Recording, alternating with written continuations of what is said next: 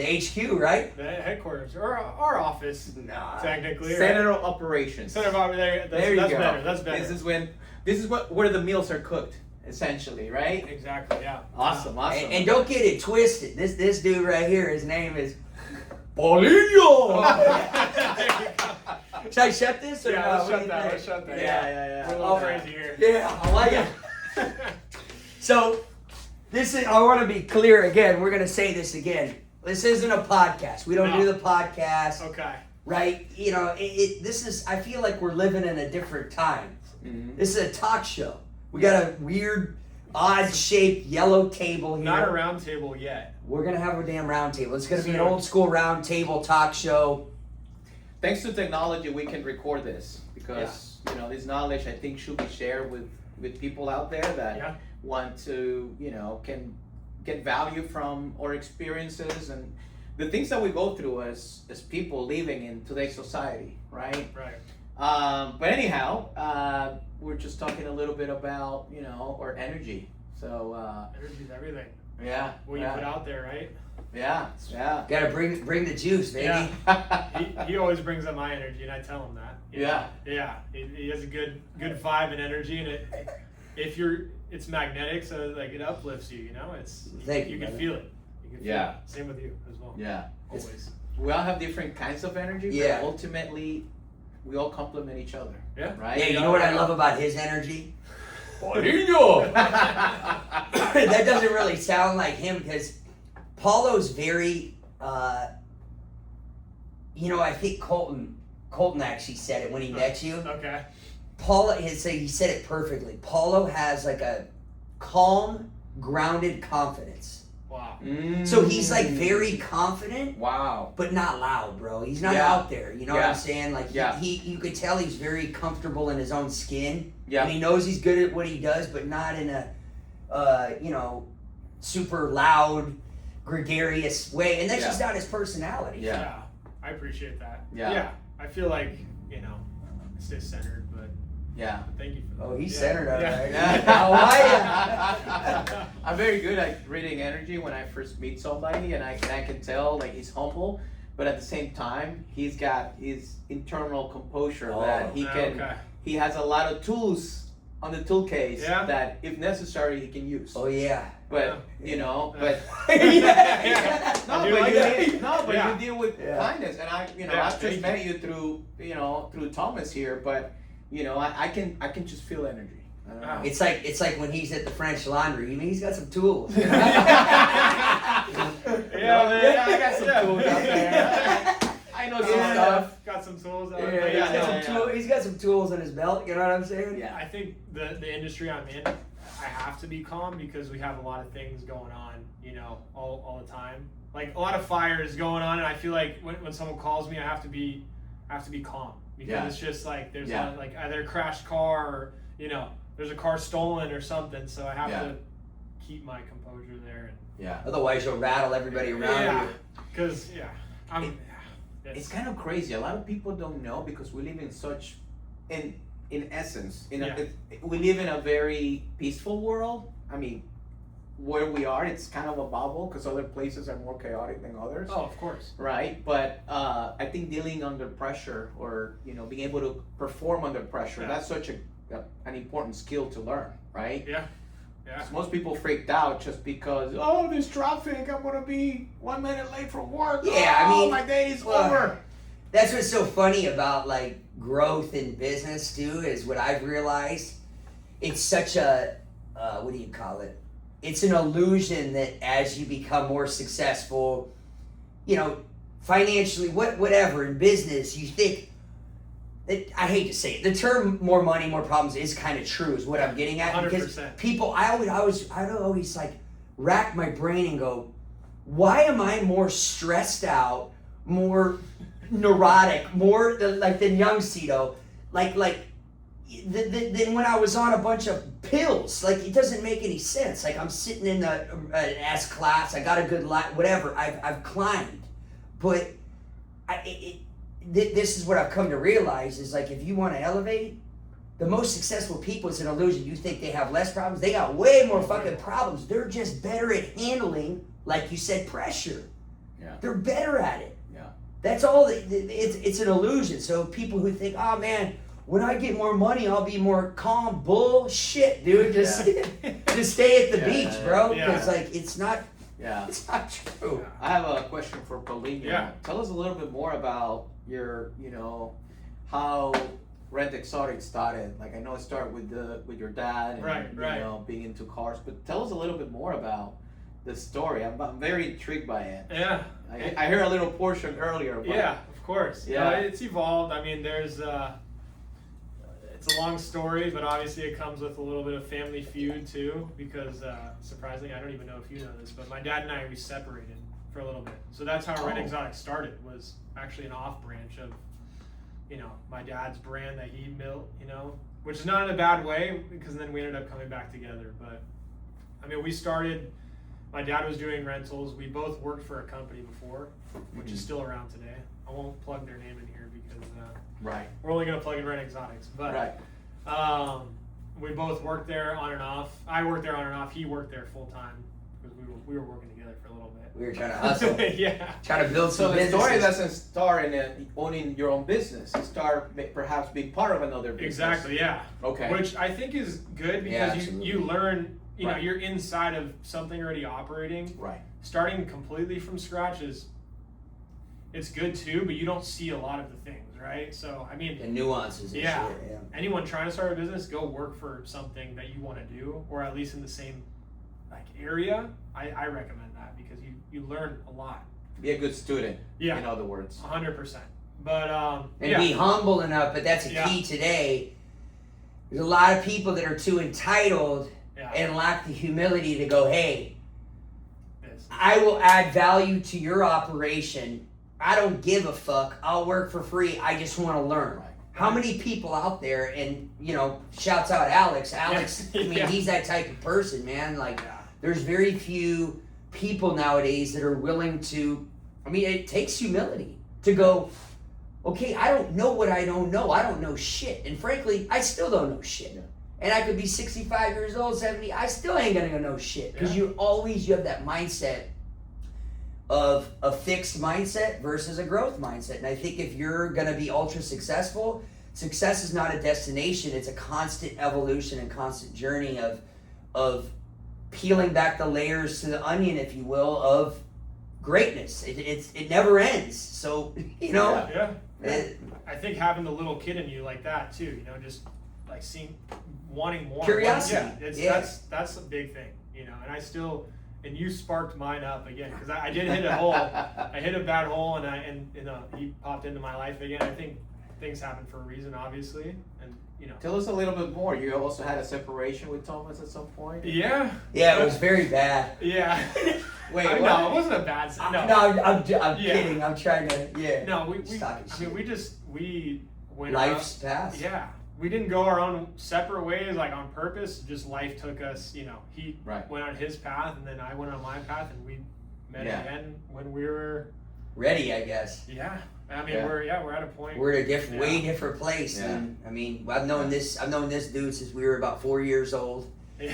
Lived across the street from each other, and we were always close. Even, and that's how I do value that, like in business or just in, interpersonal relationships, is like, that's how you know shit's real. Yeah. Is when you don't see somebody for a long fucking time and y'all pick up right where you left off. That's when you know it's genuine. Yeah. All the other shit, if it's kind of awkward and you meet again, you're probably not meant to be friends, bro. That's true.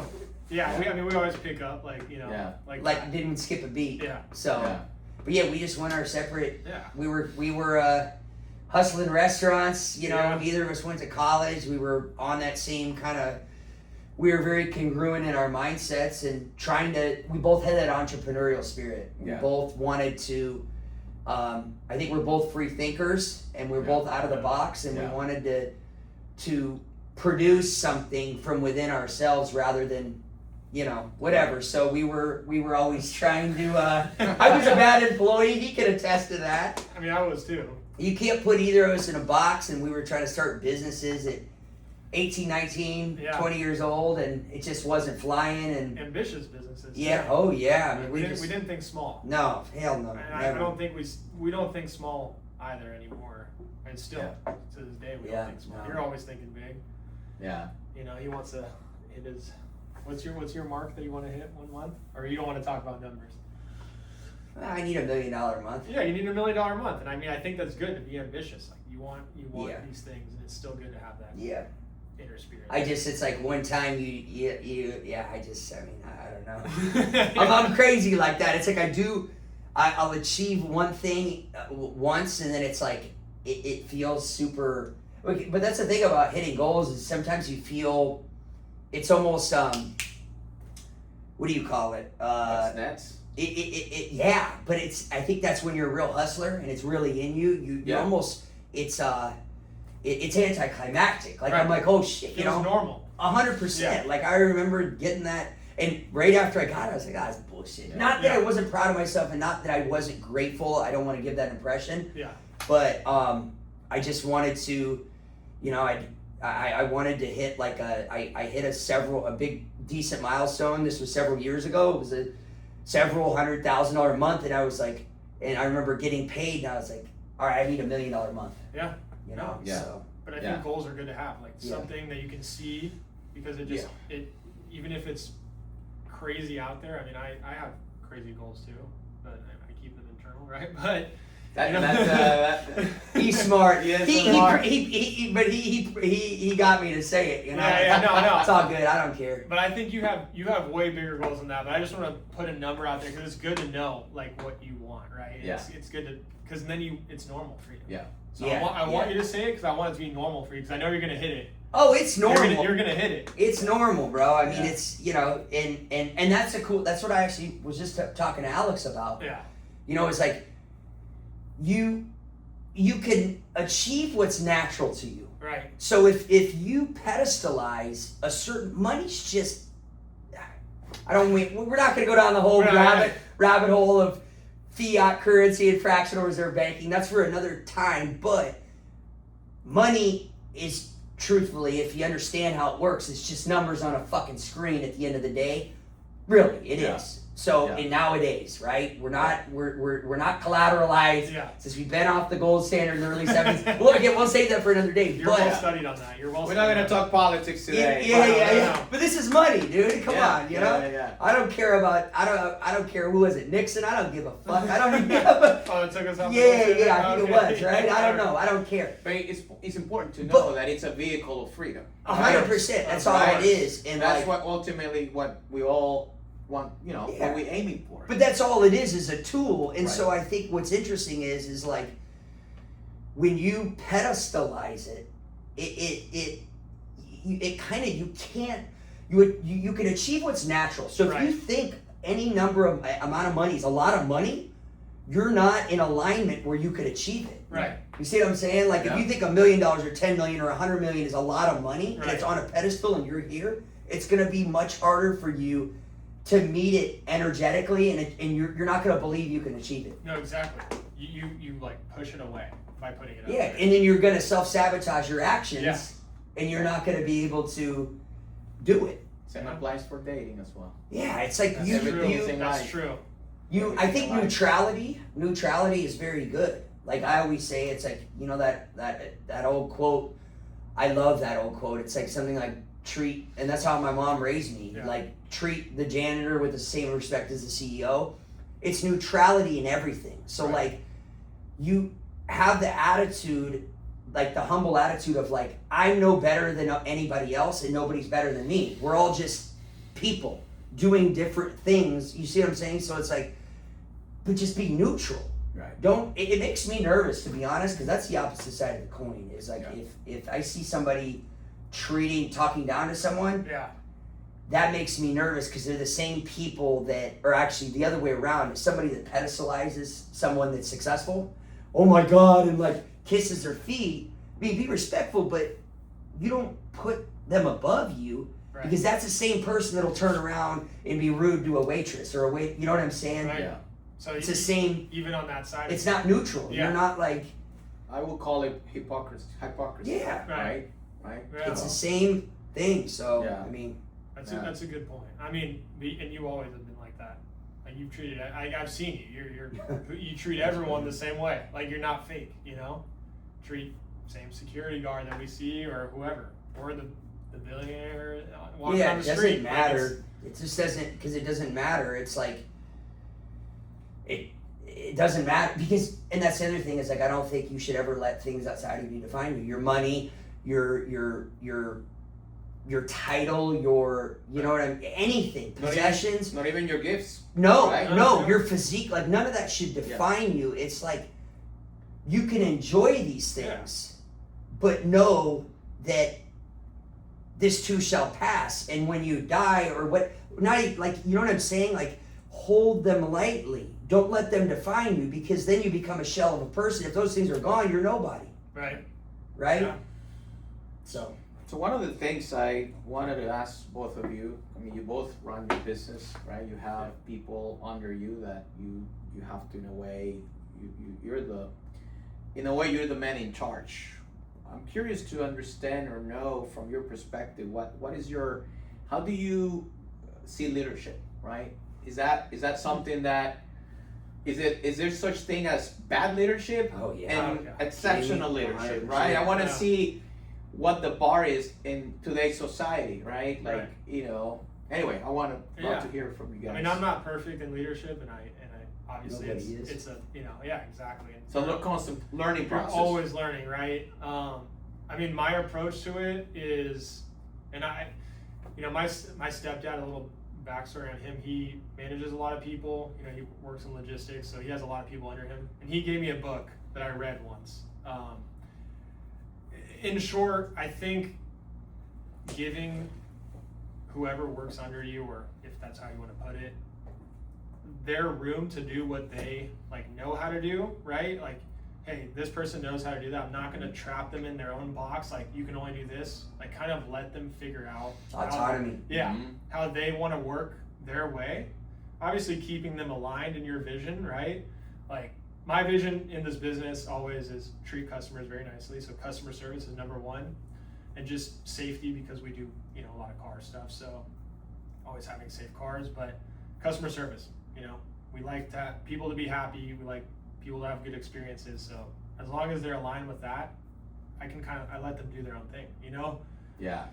I mean, that's just my form of it. Like, if you put someone in a box, they're not going to operate at 100%. So no, they won't be authentically themselves. Right. Yeah. True. And it's going to show in their work, in a way. That's what you're saying. Yeah. Right. But different industries call for different, I think, maybe ways of leadership in a sense, maybe. But there is bad leadership for sure. 100%. We've been part of it. No.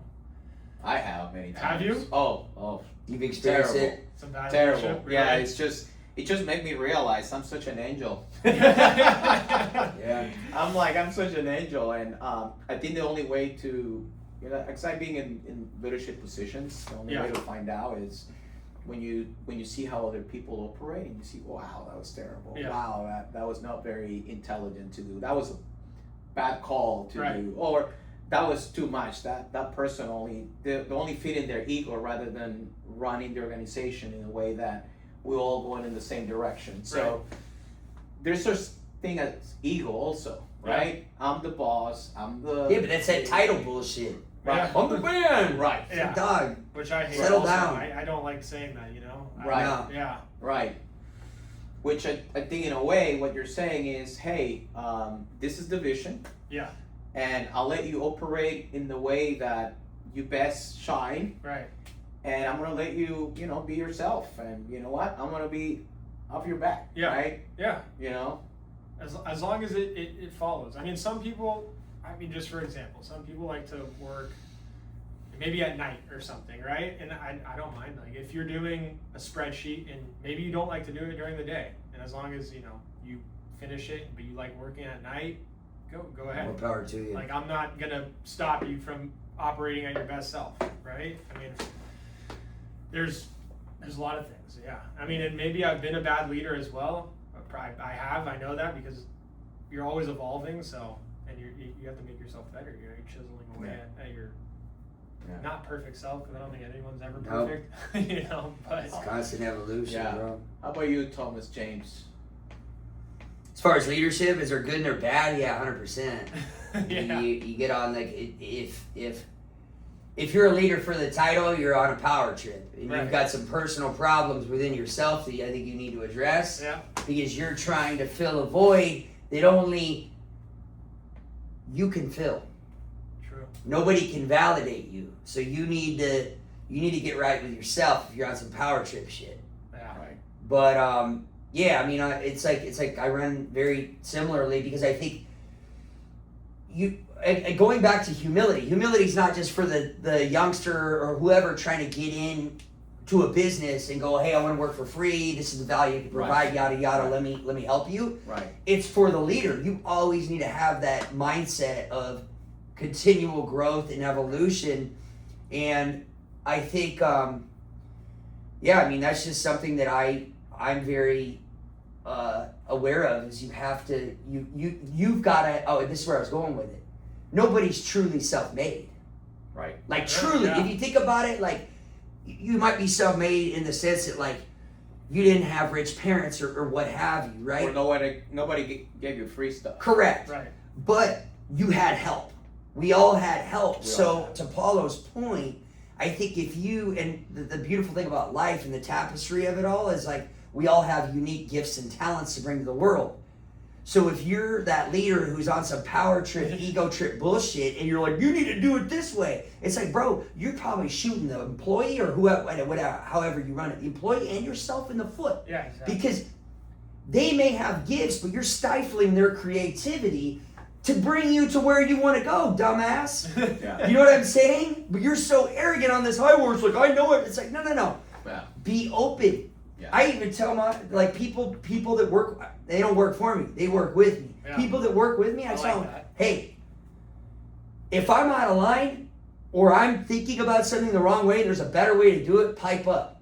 I don't care. Pipe up. Pipe up. Like, this is Pipe up, baby. Yeah. This is a team effort, Yeah. man. No, it's true. You Don't mean be, don't be like your tongue. Don't be biting your tongue, bro. Yeah. Pipe up and tell me, Yeah. because I'm not one of those people. It's like, oh, you're just you're a subordinate. no, yeah. Keep your mouth shut. I don't get offended by that. I'm empowered that people, but I think if you give them autonomy, and I know I reference Think and Grow Rich a lot because I still read that book every day. It's a great book. I've been reading it every day since I was like 17 years old. Read it. Yeah. More or less, like especially over the last probably. It's a classic. I read a little bit. It's on my nightstand. I read it every day for the repetition. And a lot of times I'll read. Shouts out Bob Proctor. Like I'll read the same chapter or a few pages and study it over and over for like 30, 60, 90 day periods. But anyway, that book talks about it. Yeah. It talks about leadership, and I think people will work harder for accolades and don't give hollow compliments. That old saying, if you don't have something nice to say, keep your mouth shut, don't say anything at all, like that's true. Yeah. If I don't have something nice to say, like to my people, to the people that help me, I'm not gonna say anything. You know what I mean? You're like, don't give hollow compliments, but if you see something in somebody, empower them. Yeah. Right. And speak truth into them, because oftentimes, like, you're gonna see things that they're not aware of that they're gifts, and so yeah, you stifle them and you box them in. They could probably help you create that vision quicker, faster, and even bigger than you thought, and better, and whatever. Be open minded. And then the other thing is, from a monetary standpoint, compensation, like compensate your people. Yeah. To care And for people. and it even says it in that book. It's crazy because like Yeah. that book was written right after the Great Depression. Right. So Right. people were in financial shambles, turmoil, right? Right. And that book was a huge catalyst to uplift and inspire a lot of people that were down and out at that Right. time. But it talks about in the future, I just can't believe more people haven't woken up to this. It's like that was in the 30s, right? Like the future companies, the very successful ones, it's not the employee-employer relationship will become obsolete. Yeah. It's gonna be more of a relationship of it's not gonna be so much of a hierarchy and a title situation and you're my minion and this bullshit. It's gonna be more of a symbiotic relationship. Right. Where the employees, as it says in the book, will start to earn basically dividends Right. of the profit. They're going to be part. So take care of your people, and that's why, to be honest with you, a lot of people, they want salaries. We're conditioned that way. You need your guaranteed thing, and to be honest, if somebody needs that to cover bills, that's fine. Yeah. I'd rather say, here, what do you need to cover your monthly nut?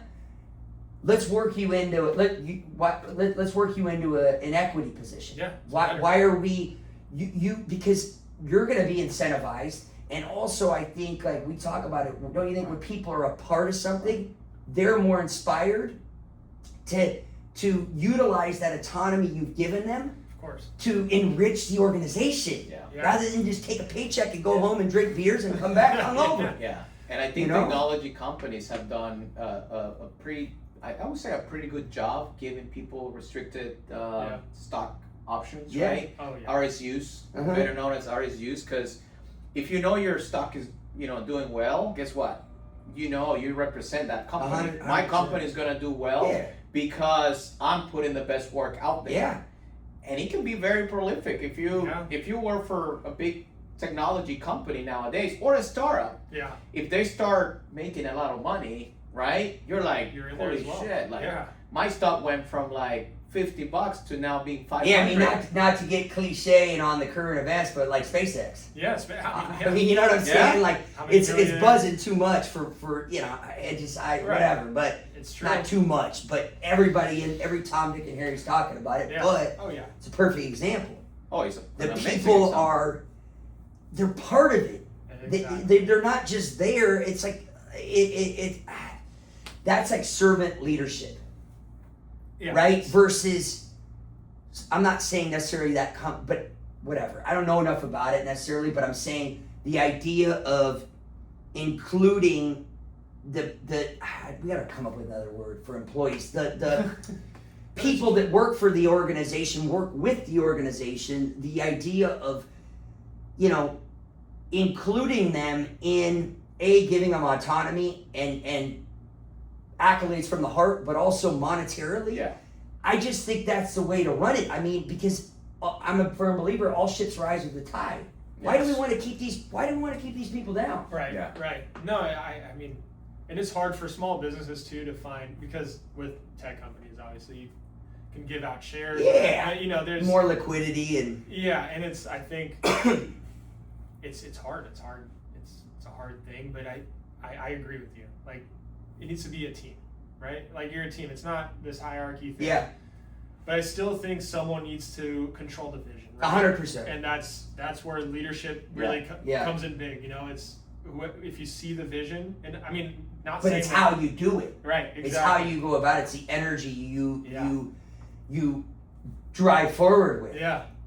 We're all going on one lane. If you want to go on the right lane, that's fine, or you can be on the left lane. Like, we're just all going one direction, right? That's in the company. Have the right people. There was a book, I forget what it was, but have the right people. It's not about just having the right people. It's about having the right people in the right seats. Yeah. To an extent, because you don't want to confine them too much and box them in. It's like, because you might have somebody that's in accounting. Yeah. That you might figure out is really actually better at something else. They might be better at sourcing new inventory. Right. You know what I'm saying? So I think helping people realize their God-given gifts and talents is very helpful too, Right. Yeah. Their natural ability. Yeah, and I mean, I think at least how I run it I got here. shit in my foot. I'm just fidgety, bro, That's good. Damn it. I know, I'm moving around too. Yeah, you and I are just, I mean, I need holy cow. To our defense is the coffee. Nah, bro. Caffeinated. I'm a spaz. I'm like, running 1,000 miles. I think I got things biting me too. Well, itchy and shit, like, man. Holy. Oh, sorry. You're you good. had a statement, No, I was just saying that I think jumping off of that and finding where people are good at, how I've done it is, I mean, being an entrepreneur, you do a lot of things, right? You wear a lot of hats. Hold every hat. But when you're working with other people, let people kind of hold some of those hats. Delegate. You might find out, and how you're saying, someone's in accounting, they might be better at whatever, sourcing inventory or what it's not. So let people wear other hats sometimes, and you might find where they fit in, right? Because but entrepreneur, you have to.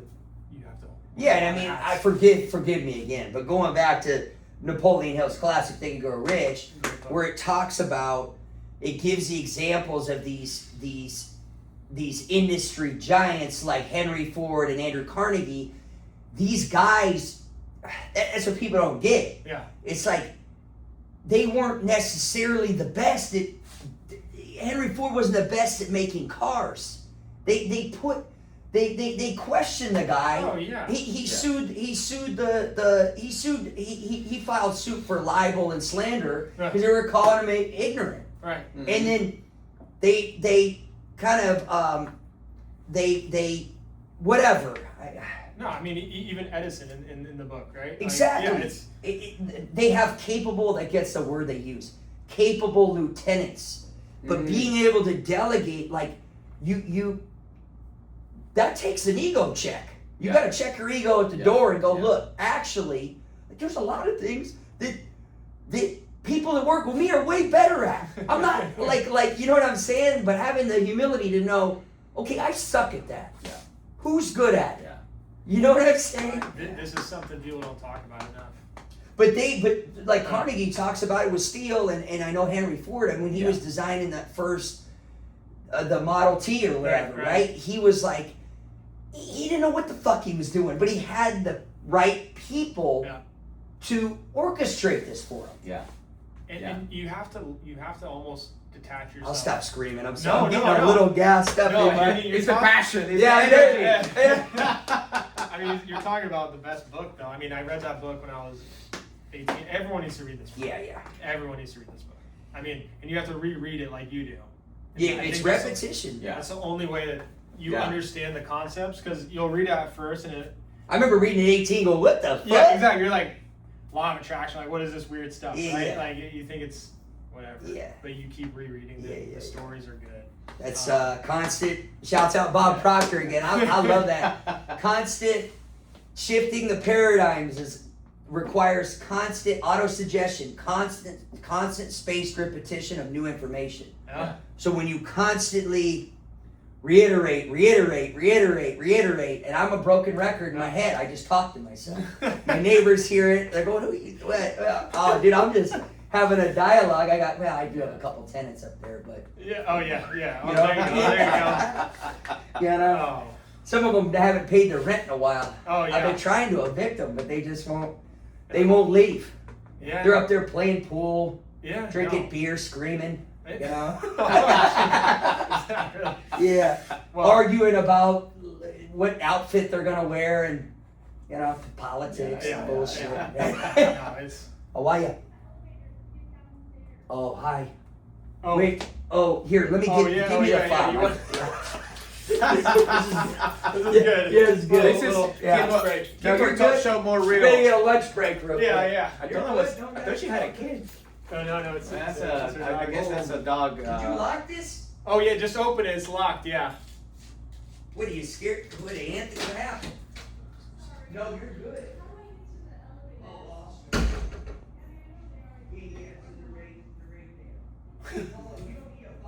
No, you're good. Slight intermission here. You know. Let's get the show more real. Yeah, exactly. It's a good break. We're actually in the mix here at the headquarters, right? Headquarters, HQ, baby. We do have clients potentially walking in at some point, but lindo! yeah, you can leave it unlocked. I mean, it might add a little bit of spice to it. Oh yeah. Well, that's what I'm saying. Leave it lock it. Yeah, leave it locked with the key there, though. Yeah. Leave the Lock key with in the there. key. No, I just we leave it unlocked. Yeah. Oh no. You got Yeah. Yeah. Should I lock it? No, leave it. It's fine. Hey, what the? Holy. Yeah, I know. Yeah. What was that? I don't know. Well, I mean, apparently there's a pattern of people walking around with a car for their dogs. Yeah. I thought it was only for children, a stroller. Yeah, I don't know what. I mean, Anyway, we live in an interesting world, Yeah. you know. I will admit that I did have one of those strollers. Yeah. For your your dog? It Oh, wasn't my choice. For your dog? Yeah, for my Oh, dog. yeah. Yeah. Yeah, there we go. You So know. we had a I did sell it though because I Holy couldn't be doing shit. that.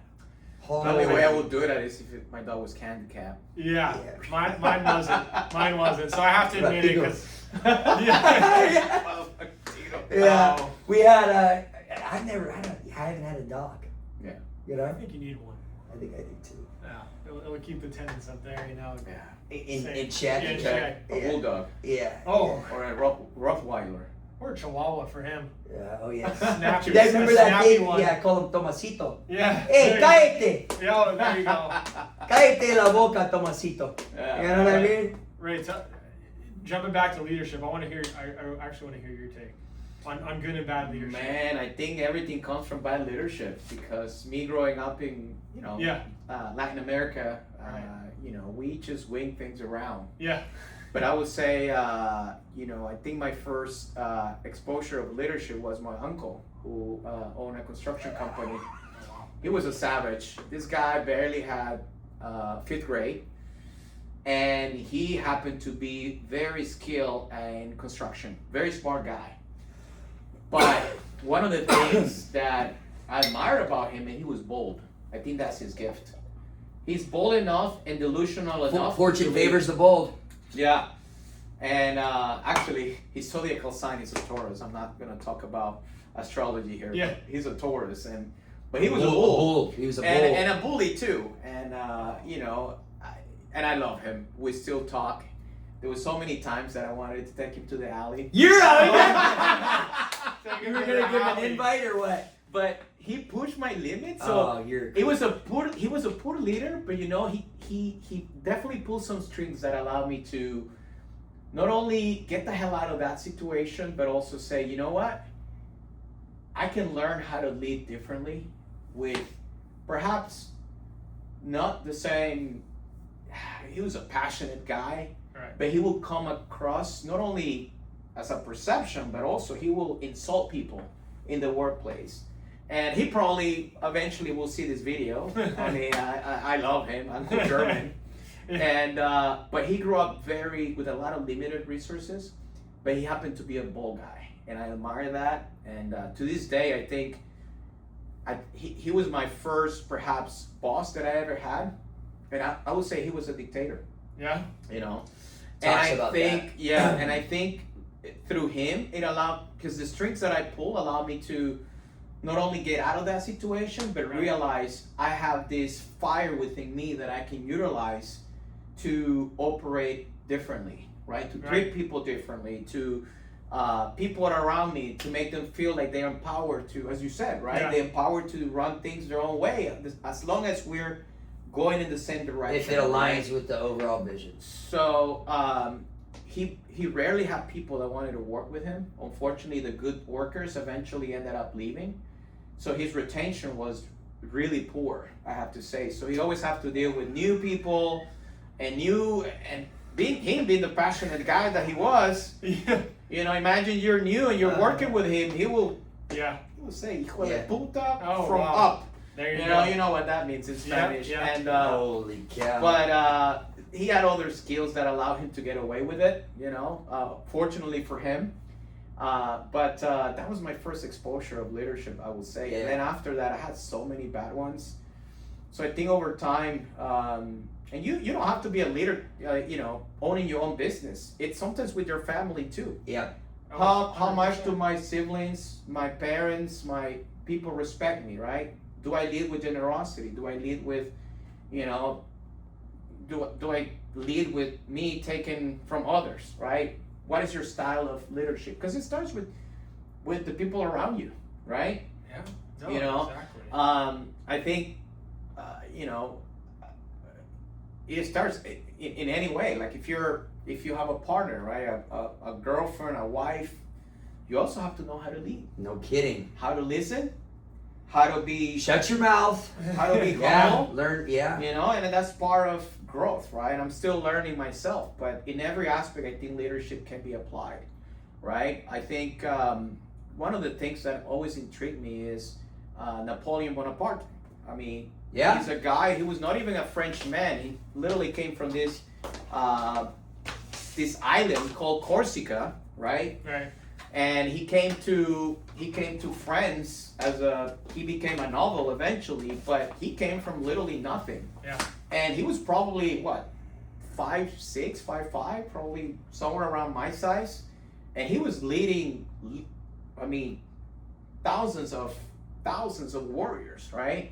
And one of the things I heard about him, like, there's a lot of people, like, he's a very unique person. One of his things was every time he will give a speech, he will empower people. He will make them feel bigger than what they are. Yeah, which is and I've been told, someone told me one time, Ray, you have Napoleonic personality, and I didn't know what the hell that was. And this is someone very intellectual, so I don't know what the hell is that. And I think what that means is we have the delusion that we can accomplish anything, and we can, I don't want to say conquer, but we can conquer our fears. Like for me, conquering doesn't mean conquering anything, but my fears. And even so, I think when you're passionate about your vision, leadership comes natural. 100%. Because you're able to empower others and say, hey, this is where we're going. This is the vision. Yeah. You gotta paint the picture. I understand your vision. I understand you want freedom. Yeah. Right? You want your family to be taken care of, and you want to have pride on what you do. Right? Those are very, very basic elements of any human being, I would say. Right? It's not necessarily, as you say, money is just it's an instrument. Yep. To get things accomplished, right? But at the end of the day, what we want is really being able to do the things that we want and be able to share with people that we love. Right? I mean, at least for me, that's the whole concept, right? And so I would say, everything started with my uncle. God bless him. He's still an asshole. I mean, I went and see one of his projects that he's doing back in El Salvador. He's developing a lot there, and he hasn't changed, and he's almost 80 years old now. Wow. But and people don't like him because of that.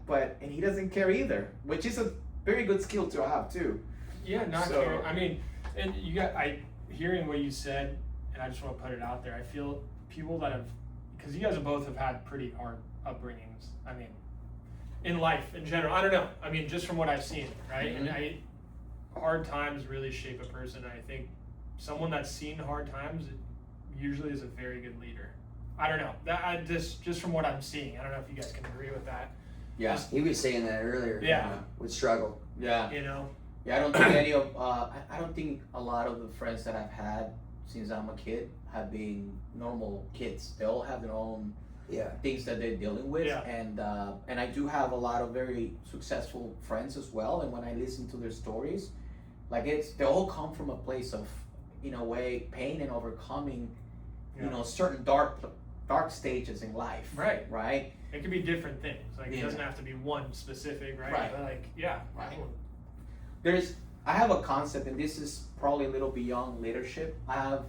There's two things in people. One is charisma, which charisma can be fake sometimes, or hypocrisy, which a lot of contrived. Right. Yeah. You have this, wow, I met this person and the way he made me feel, I feel like I can trust this person. But then if you look at the, resume or their life experience, they don't really have your back. Yeah, there's no character there. They never, deal with the tough, the difficult things, right? Right. And a lot of times, and that's why I had a good, initial feeling with you. You're humble, and you're running things. You run a business. You deal with employees. You deal with problems. Right. Most importantly, right?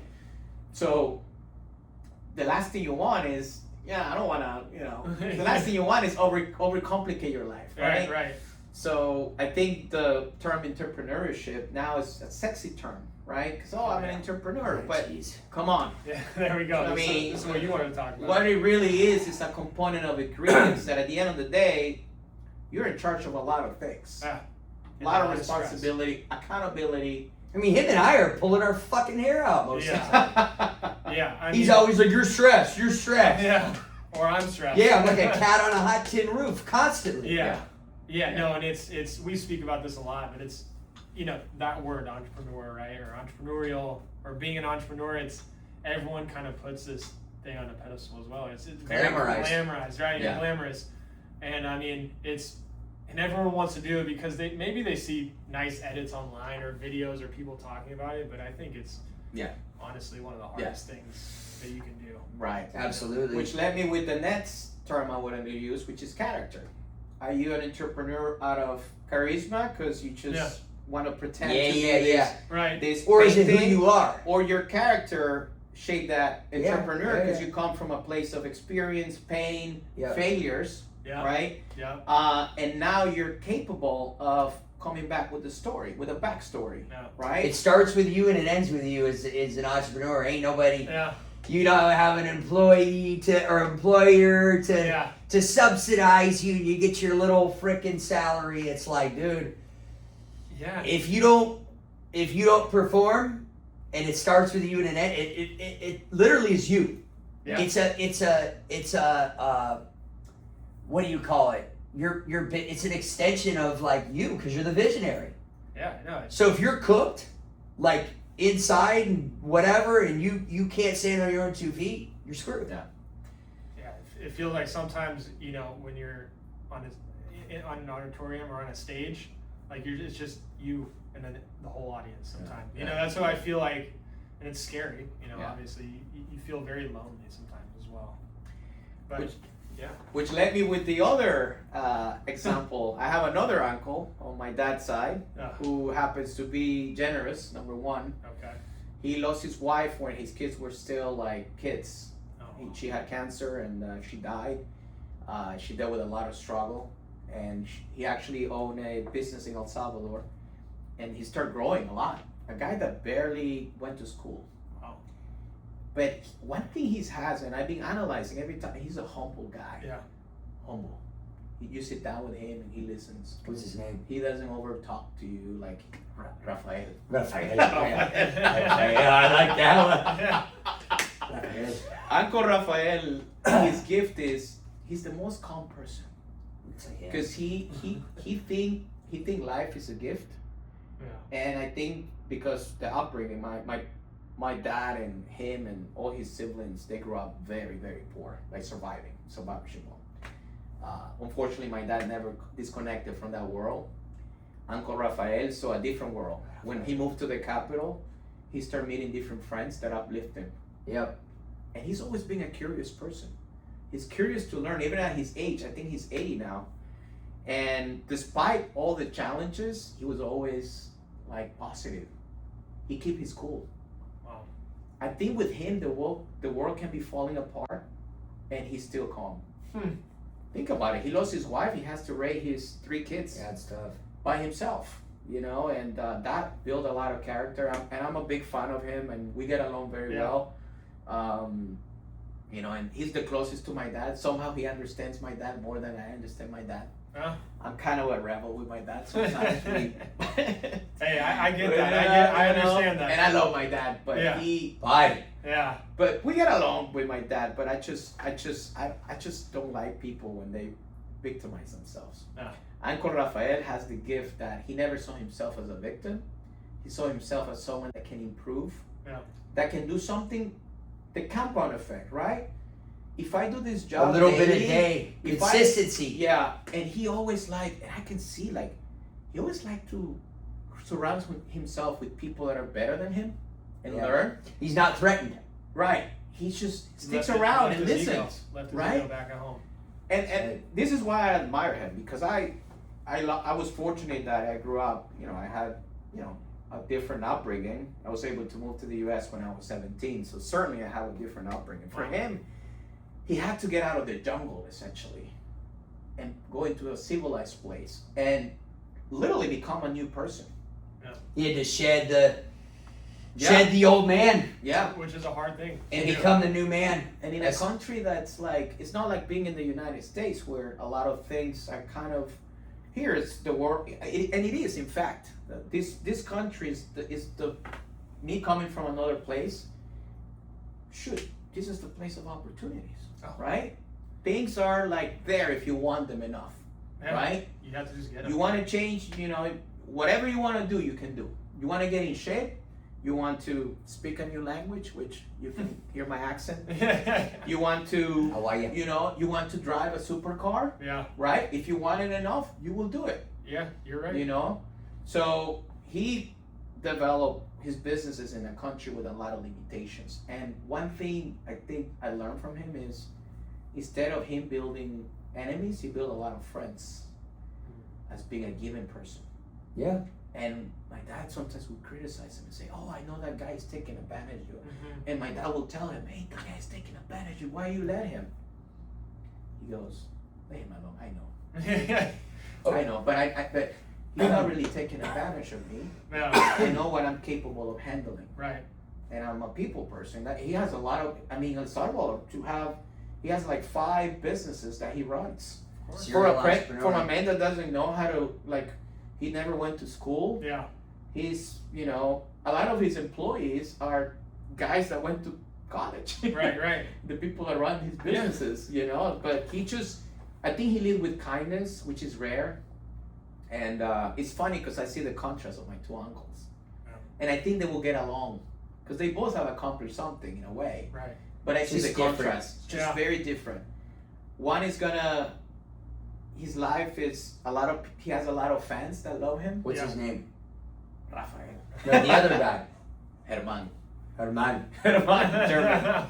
But I love him too, man. He's a great guy. But, you know, I never really got the opportunity to work for Uncle Rafael, but I saw him from the outside. But with Uncle German, he certainly pulled my strings. Yeah. He built a lot of fire, and that's what the you know, I've seen poor leadership. Yeah. And I think I always say this: if Uncle German only knew how to lead differently, Yeah. he would Yeah. have built a Way bigger. way bigger. He has, because he's a guy that's so delusional. That's what you need. He said when he was a carpenter, he said, "I'm the best carpenter in this fucking country." That's how delusional he is. Yeah. And he believed it. He believed it. Even at his age, he's still like, if all these young fuckers, he will not be able to fucking work the amount of hours I work, Yeah. the stamina. Oh. He's a fucking bull. You know? Can we talk about something that really pisses me off on this generosity and retention? Mm-hmm. You said it a little while ago Tell me. in an organization as it pertains to leadership. What really grates on my nerves. Let me check. Yeah, how are Still you? filming. Oh, we're still filming. Wow, we're an hour. All right, here we go. All right. We'll wrap. But this really upsets me. You see me get off. Yeah. Retention. And these people scratch their fucking heads and go, "I have no retention. My company's like a revolving door, in and out, new people. I can't keep anybody for the life of me." Worse than the And, burgers. and going back to this, right? In and out. Oh, yeah. Right here, going back to this. You don't take care of your fucking people. What do you expect? Yeah. You treat them like shit. You don't pay them enough. You don't empower them. You give. That's where I'm bringing this up. You give nothing. All you're doing is you're trying to figure out what the fuck you can get out of them on some selfish shit to build yourself up.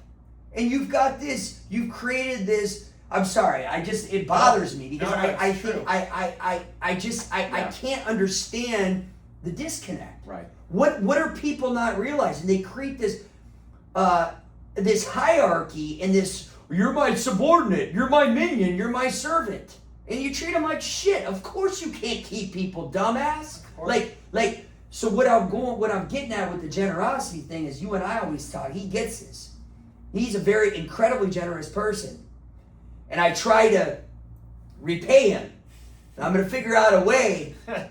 You know, There's other ways. unbeknownst to him, but what you and I talk about it. You get way more from giving than you'll ever get from receiving. How much? Think about it. When you give something, and let me be clear, giving is not. If you're giving with the expectation of what you're getting in return, that's not giving. That's transacting. Giving is giving from the depth of you and your heart, and going, once I give this, it's no longer mine. Right. This is yours forever. Right. Like no strings attached. When you give like that, whether it's time, energy, attention, love, kindness, how long does that last? and you juxtapose that to how long the feeling of goodness lasts when you're receiving shit all the time. Yeah. And you're trying to take.